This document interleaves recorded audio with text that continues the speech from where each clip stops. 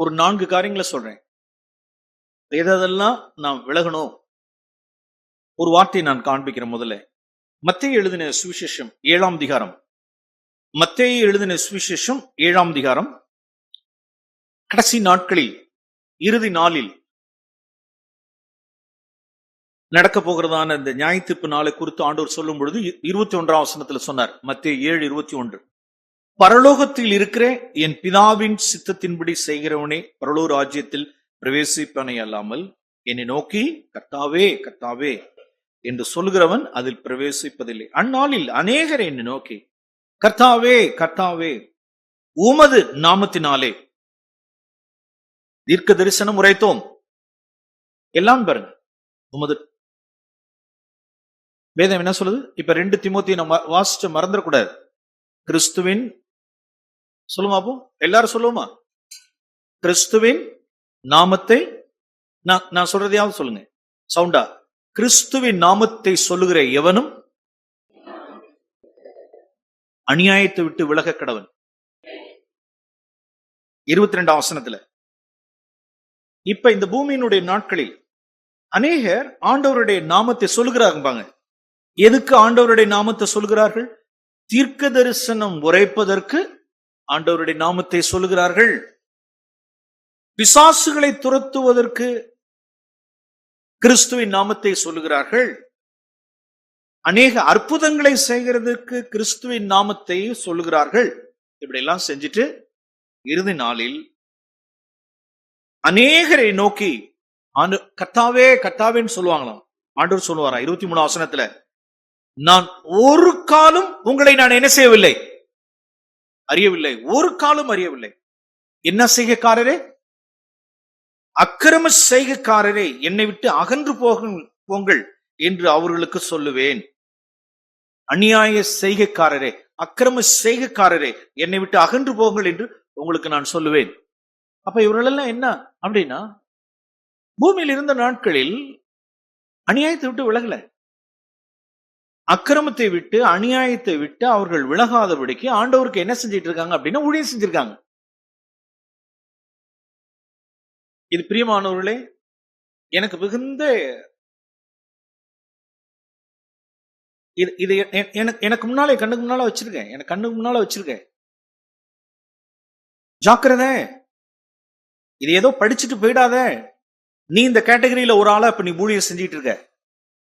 இந்த கேட்டகரியில நீ ஒரு காரியத்துல இருக்க. 22ஆம் வசனத்துல நீ ஒரு ஆளா இருக்க. ஜாக்கிரதை, என்னுடைய நாமத்தினால என்னுடைய வசனங்களை நீ பேசிட்டு இருக்க. ஜாக்கிரதை, உன்னுடைய அந்தரங்கத்தில்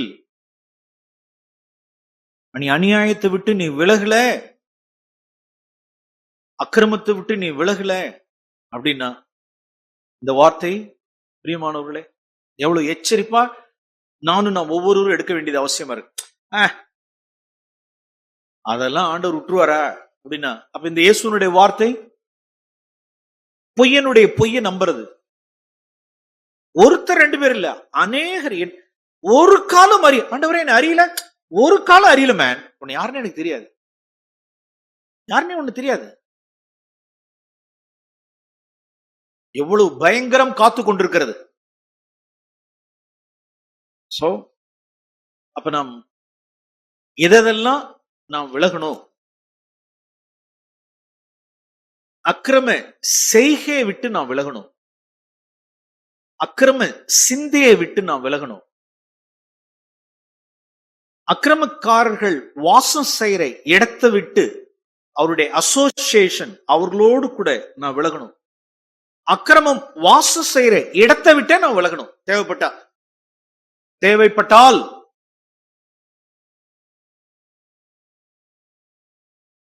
ஒரு 4 விஷயத்தை சொல்றோம். என்ன சொல்லுங்க? அநியாயத்தை விட்டு விலக கடவன்னா கிறிஸ்துவின் நாமத்தை சொல்லுகிற எவனும் அக்கிரம செய்கையை விட்டு விலகணும். செய்கையிலே அக்கிரமம். அடுத்தது அக்கிரம சிந்தையை விட்டு, நம்ம இங்க என்ன வாசிச்சோம்? இங்க 23ஆம் வசனத்துல அக்கிரம செய்கை. ஓகே, இன்னொரு வார்த்தை சங்கீத புஸ்தகம் 66வது சங்கீதம் 18ஆம் வசனம். சங்கீதம் 66:18. என் இருதயத்தில் அக்கிரம சிந்தை கொண்டிருந்தேனானால் ஆண்டவர் எனக்கு செவிகொடார். அங்க அக்கிரம செய்கை, இங்க அக்கிரம சிந்தை. அக்கிரம செய், என்னுடைய வாழ்க்கையில அக்கிரம செய்கை எல்லாம் இல்ல பிரதர் அப்படின்னா ஓகே. சிலர்கிட்ட செய்கை இருக்கு, சிலர்கிட்ட சிந்தை இல்ல. சிந்தையில் அக்கிரமம் இருக்கு. அக்கிரம செய்கையிலிருந்து விலகணும், அக்கிரம சிந்தையிலிருந்து விலகணும். அடுத்தது மூன்றாவது காரியம் 2 பேதுரு 2ஆம் அதிகாரம், 2 பேதுரு 2ஆம் அதிகாரம்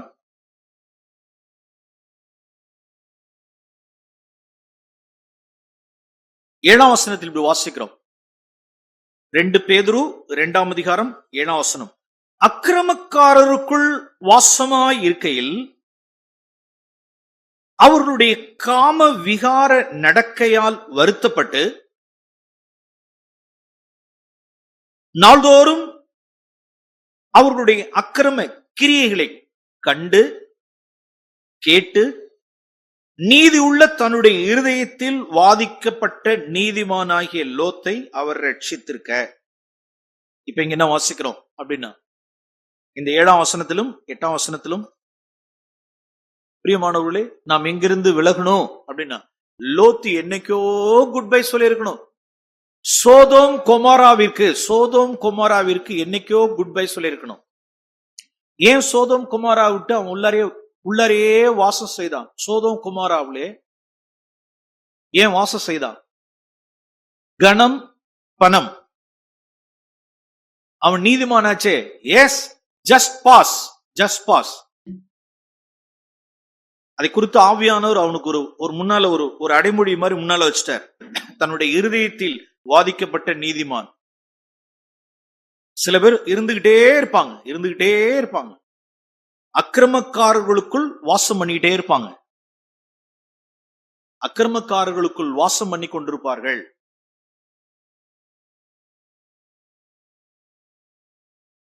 சிலர் அக்கிரமக்காரர்களோடு கூட கூட்டு வச்சுக்கிட்டு இருப்பாங்க. Association with the people.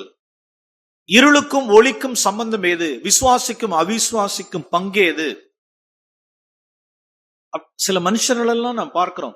Association, யாரோடு கூட கூட்டு அப்படின்னா அவர்களோடு கூட கூட்டு, அவர்களோடு கூட சேர்ந்து பிசினஸ், அவர்களோட சேர்ந்து அசோசியேட்டா இருக்கிறது, பிசினஸ்ல பார்ட்னர்ஷிப் போடுறது, அவிசுவாசிகளோட அக்கிரமக்காரர்களோடு கூட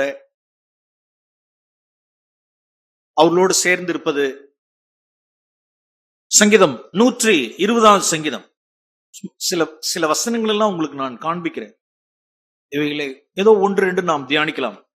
சங்கீதம் 120ஆவது சங்கீதம்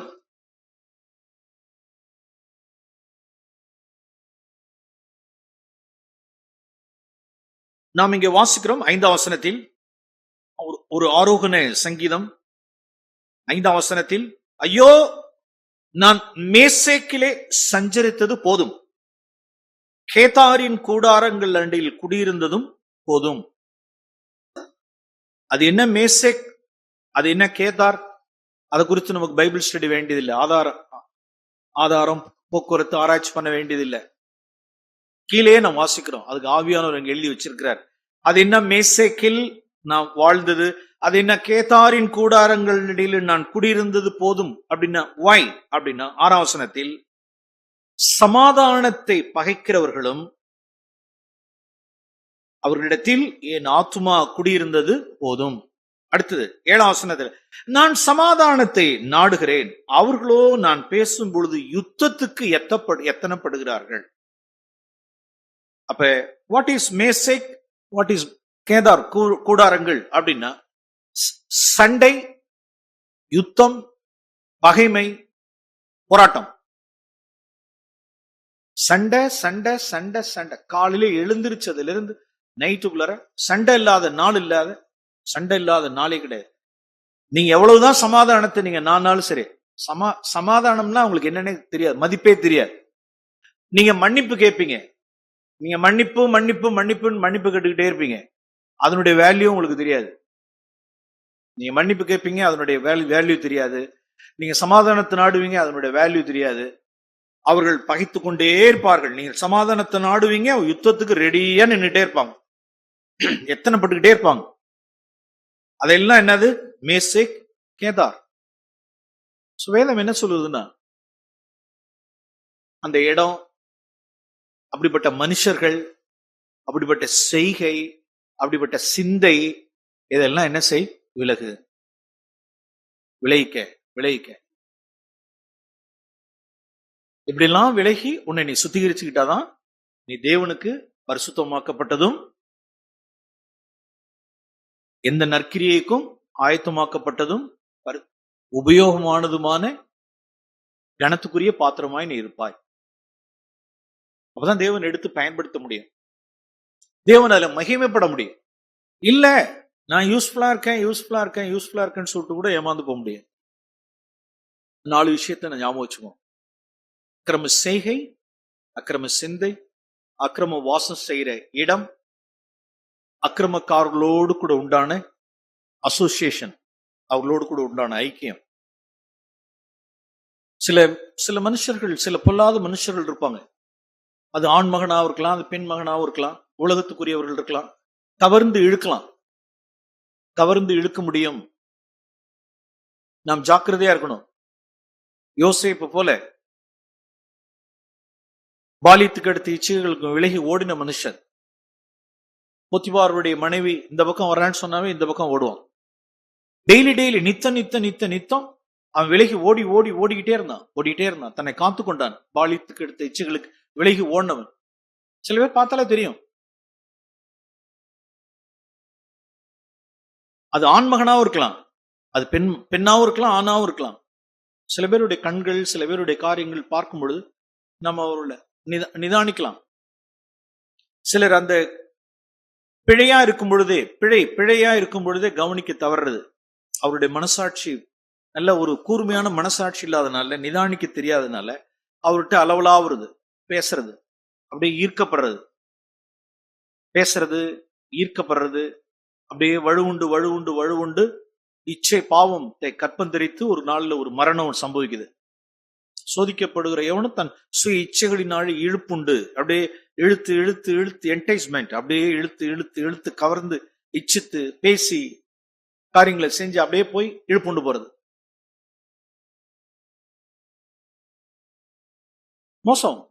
மோசம் போனவர்கள் எத்தனை பேர்? துரோகம் பண்ணினவர்கள் எத்தனை பேர்?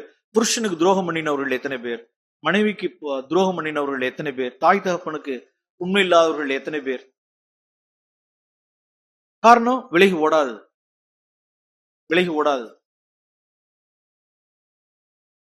ஓகே, இவைகளெல்லாம் நீங்க இருதயத்தில் வைத்து தியானிங்க. பாவம் பிறப்பிடமே சிந்தையில தான்.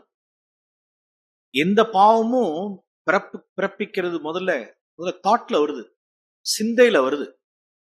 அக்கிரம சிந்தை கொண்டிருந்தேனால் ஆண்டவரே என் ஜெபத்திற்கு செவி கொடார். சிந்தையிலேயே ஆக்கினைக்குள்ள தீர்த்தணும், இச்சையில தீர்த்தணும். 2 சிந்தை சொல்றேன். ஒன்று கசப்பான சிந்தை, இன்னொன்று மோக சிந்தை. பொருளாசை காரியங்கள் எவ்வளவு இருக்கலாம். இந்த மாலையில நம்முடைய தியானத்துக்காக நான் 2 காரியங்களை சொல்றேன். அக்கிரம சிந்தை, ஒன்று மன்னிக்க முடியாத வைராக்கியமான கசப்பான குரோதமான பகைமை நிறைந்த சிந்தை இருதயத்துக்குள்ள வச்சிருக்கிறது. ஆண்டவர் ஜெபத்துக்கு செவி கொடார். இப்படிதானே வாசம் இது ஒரு மனன வசனம் மாதிரி சொல்லணும்.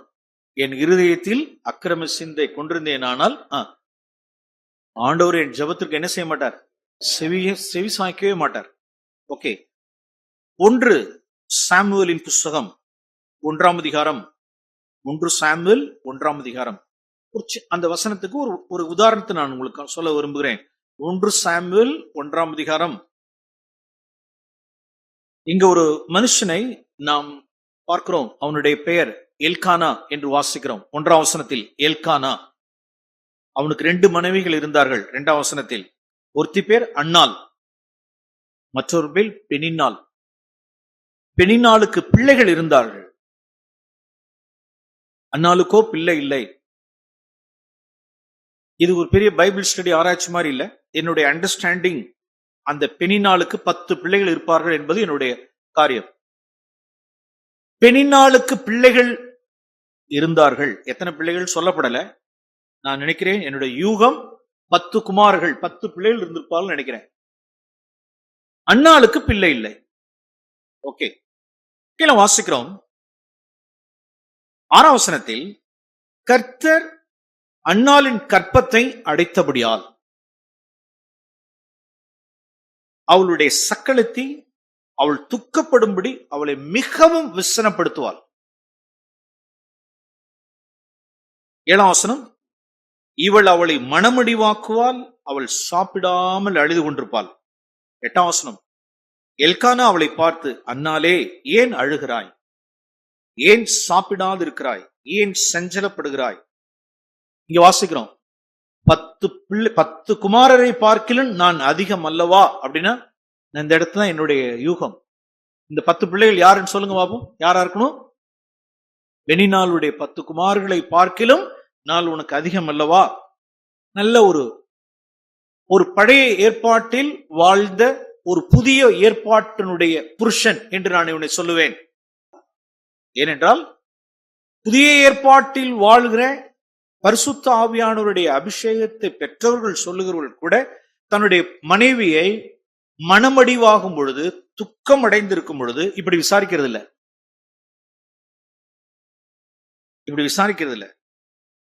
ஏன் அழுகுற, நீ எதுக்கு அழுகுற, நீ எப்ப பார்த்தாலும் அழுதுகிட்டே இருப்பிய. சில பேருடைய ஸ்பிரிட் எப்ப பார்த்தாலும் எல்லாத்துக்கும் தான் அழுவிய. எதுக்குதான் நீ அழமாட்ட, எதுக்கு நீ அழமாட்ட, எல்லாத்துக்கும் தான் அழுவ. இதுக்கு என்ன பெரிய விசாரிப்பு? அழுது தொலை. சில ஸ்பிரிட்லாம் எவ்வளவு அழுவு, எவ்வளவு அழுவுறே அழு. அதெல்லாம் கண்டுக்க கூடாதுங்க. அது பாட்டு அழுது அது தானா ஓஞ்சிரும்.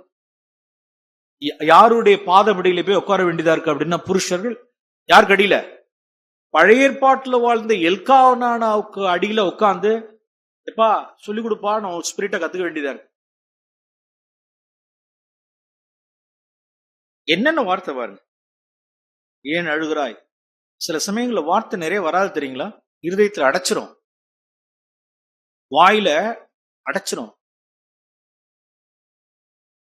ஏன் அழுகுற, ஏன் சாப்பிடல, ஏன் சஞ்சலப்படல, நான் இல்லையா உனக்கு, எல்லாத்தையும் பார்க்கல நான் உனக்கு இல்லையா? என்ன ஸ்பிரிட் பாருங்க. இதுவே இப்படின்னு சொல்லலாம், கர்த்தர் அடைச்சிருக்காரு, சும்மா அழுதுகிட்டே இரு, அழுமூஞ்சி எப்ப பாரு. அது ஒரு பெரிய மேட்டராப்ப.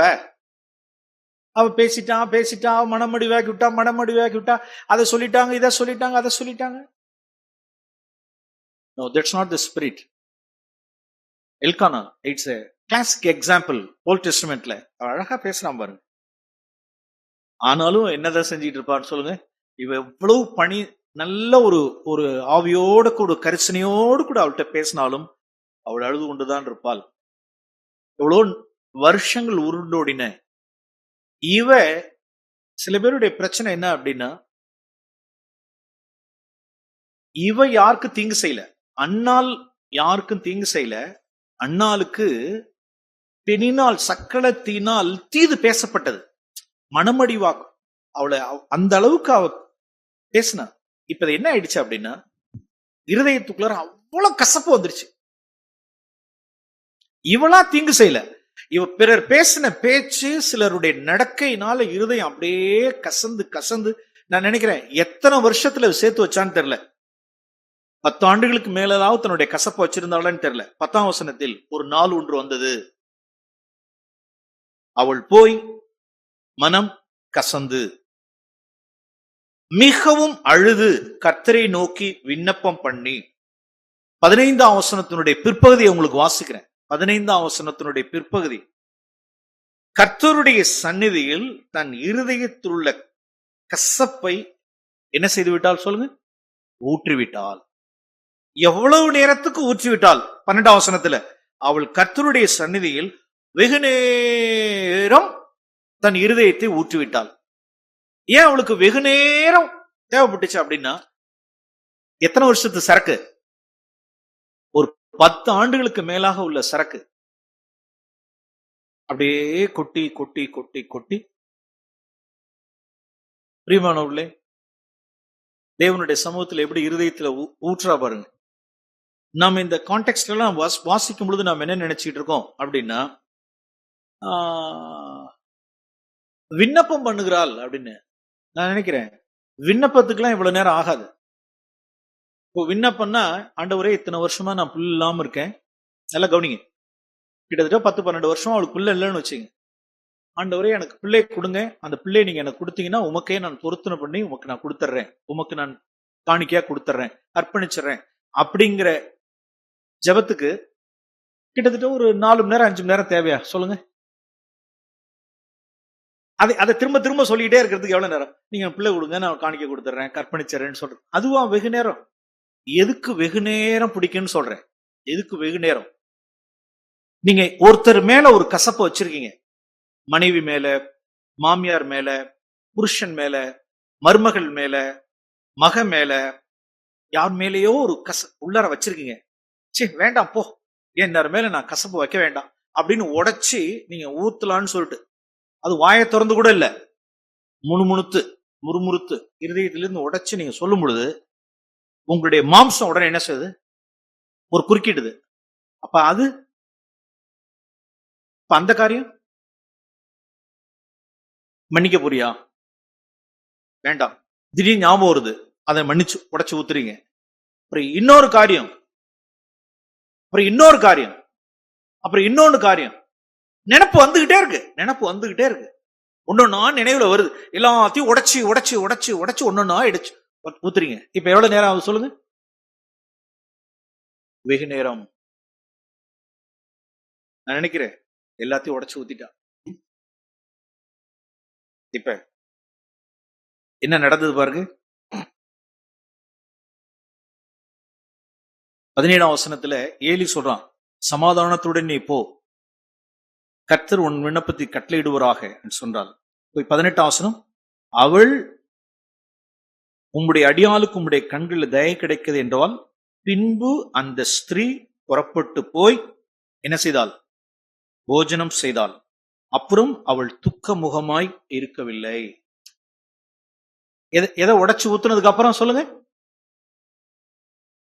இருதயம் சொல்லக்கூடாது. அந்த இருதயத்துள்ள மனக்கசப்பை, இருதயத்துள்ள அந்த கசப்பை உடைத்து ஊற்றின பின்பு அவள் துக்க முகமாய் இருக்கவில்லை.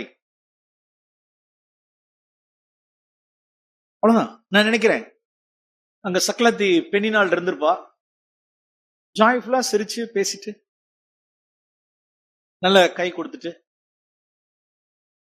பழைய ஏற்பாட்டுல பாருங்க, 19ஆம் வசனம், அவர்கள் அதிகாலையில் எழுந்து கர்த்தரை என்ன செய்து கொண்டு பணிந்து கொண்டு திரும்பி போனார்கள். எல்கானா தன் மனைவியாகிய அன்னாளை அறிந்தான், சேர்ந்தான். கர்த்தர் அவளை நினைத்தருளினார். அடுத்த வார்த்தை, சில நாள் சென்ற பின்பு அன்னாள் கர்ப்பவதியானாள். ஏ அப்பா, எத்தனை வருஷமா இருந்த காரியம் இப்ப என்ன ஆச்சு அப்படின்னா சில நாட்களுக்குள்ளாக. ஏன் அப்படின்னா அவள் இருதயத்துக்குள்ள இருந்ததான ஒரு அடப்பு. எதுலயும் அடப்புங்கிறாங்கல்ல, இதுல அடப்பு இருக்கு, அதுல அடப்பு இருக்கு, அதெல்லாம் டாக்டர்ஸ் பாத்துக்குவாங்க. டாக்டர்ஸ்களுக்கு எல்லாம் மேலா இருக்கிற ஒரு டாக்டர் இருக்கார், அவர் பாக்குற அடப்பு இந்த கர்ப்பப்பையில் உள்ளதான அடப்பு, மற்ற காரியங்கள் இல்ல. தட் இஸ் தேவனுக்கு முன்பாக அதெல்லாம் நத்திங். தேவனுடைய பார்க்கிற அடப்பு, சிலருடைய இருதயத்துக்குள்ள சில அடப்பு இருக்கு. காலதாமதம் ஆவதை குறித்து நான் பேசிட்டு இருக்கல. காலதாமதம் ஆவது எல்லாம் இப்படிதான் சொல்ல வரல. நோ, தேவனுக்கு எவ்வளோ காரணங்கள் இருக்கலாம்.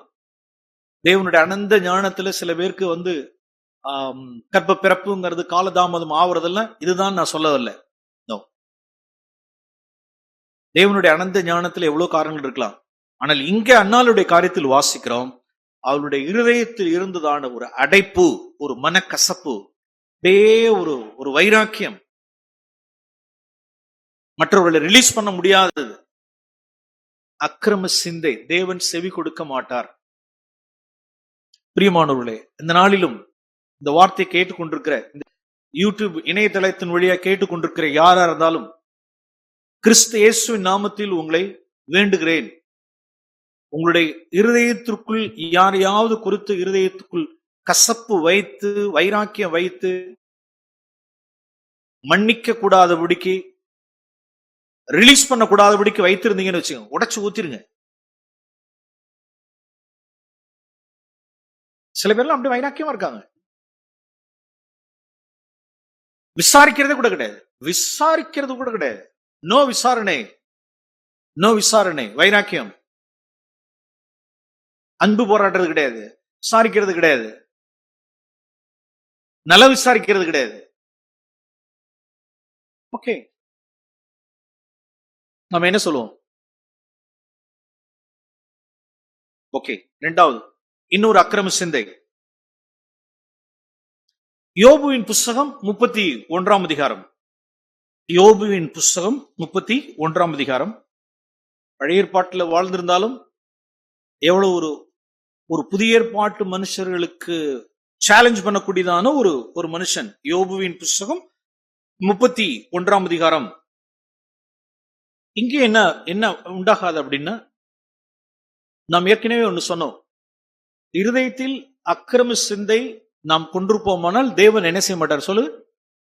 நம்மளுடைய ஜெபத்திற்கு செவி சாய்க்க மாட்டார். ஆன்சர் பண்றது இல்லை, செவியே சாய்க்கிறது இல்லை. இங்கே வாசிக்கிறோம், முதல் 2 வசனங்களை உங்களுக்கு காண்பிக்கிறேன். முதல் 2 வசனங்களை.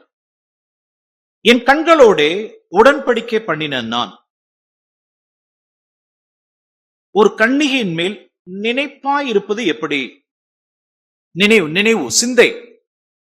ஒரு கன்னிகையின் மேல் சிந்தையாய் இருப்பது எப்படி? யோசனையாய் இருப்பது எப்படி? சிந்திக்கிறது எப்படி? நினைப்பாய் இருப்பது எப்படி? 2ஆம் வசனம். அப்பொழுது அப்படி நான் ஒரு கன்னிகையின் மேல், பிறனுடைய தாரத்தின் மேல், பிறனுடைய மனைவியின் மேல், பிறருடைய மகளின் மேல், பிறருடைய சகோதரியின் மேல், யாரோ ஒருத்தர் மேல் நான் இப்படி என்னவா இருக்கிறேன் அப்படின்னா, நினைப்பாய் சிந்தையாய் இருந்தால் உன்னதங்களிலிருந்து தேவன் அளிக்கும் பங்கும், உன்னதங்களிலிருந்து, உன்னதத்துக்குரிய தேவன் எனக்கு உன்னதங்களில் வைத்திருக்கிற அந்த ஆசீர்வாதங்கள், தேவன் அளிக்கும் அந்த பங்கும், உன்னதத்திலிருந்து சர்வ வல்லவர் கொடுக்கும் சுதந்திரமும் எனக்கு கிடைக்குமோ? பதில் சொல்லுங்க. கிடைக்குமோன்னு என்ன அர்த்தம்? கிடைக்காது. ரெண்டுமே எங்க இருந்து தான்? ரெண்டுமே உன்னதத்திலிருந்து தான்.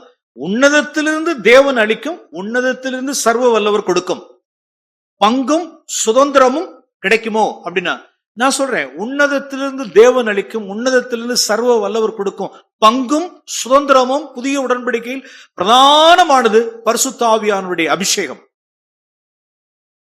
Impossible, impossible, never. என் கண்களோடு கூட நான் உடன்படிக்கை பண்ணணும், கண்களோடு உடன்படிக்கை பண்ணணும். சிலர் வருஷ கணக்கில் பரிசுத்த ஆவியானவருடைய அபிஷேகத்துக்காக ஜெபம் பண்ணிட்டு இருக்காங்க. ஆனால் எதுல இல்ல அப்படின்னா, கண்களோடு உடன்படிக்கை பண்ணல. கையில ஸ்மார்ட் போன், எல்லார் கையில இன்னைக்கு ஸ்மார்ட் போன். அதுல இருக்கக்கூடியதான காரியங்கள், போக்குவரத்து, எவ்வளவு டச் பண்றோம், டச்சிங் இப்படிதானே, அப்படியே டச் பண்றது. எவ்வளவு குயிக்கா சில இதெல்லாம் தள்ள வேண்டியதா இருக்குல்ல, அப்படிங்க fraction of secondல அப்படி. என் கண்ணு பிடிச்சிடக்கூடாது ஆண்டவரே, இந்த பிக்சரை, இந்த இமேஜை, இந்த பிக்சரை என் கண் பிடிச்சிடக்கூடாது அப்படி. சல்லு சல்லு சல்லு சல்லு சல்லு. அதையெல்லாம் தாண்டி சிலர் உள்ளார போறாங்கன்னு வச்சுங்க. சிலர் சிந்திக்கிறார்கள், சிலர் நினைவாய் இருக்கிறார்கள். சில கன்னிகையின் மேல், சில பெண்ணின் மேல், சிலருடைய தாரத்தின் மேல் எட்டி பார்த்தது உண்டானால் தேவன் அளிக்கும் பங்கு, தேவன் கொடுக்கும் சுதந்திரம் கிடைக்குமா? கிடைக்கவே கிடைக்காது. ஏன்னா தேவனுக்கு தெரியும், இவன் என்னுடையவன் அல்ல, இவன் என்னுடையவன் அல்ல. இவன் அந்தரங்கத்தில் தீமை விட்டு விலகல, தன் கண்ணை விளக்கல, தன் கண்ணை விளக்கல, மாயையை பாராதபடி தன் கண்ணை விளக்கல, அசுசியை பாராதபடிக்கு தன் கண்ணை விளக்கல. அக்கிரம செய்கை, அக்கிரம சிந்தை, அக்கிரமம் வாசம் செய்யற இடம், அக்கிரமம் வாசம் செய்யற இடம், அது கிராமமா கூட இருக்கலாம், சிலருடைய வேலைஸ்தலமா கூட இருக்கலாம். ஆண்டவர்கிட்ட கேளுங்க, ஆண்டவரே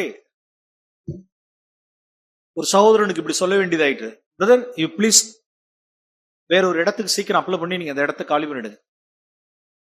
வேண்டாம்.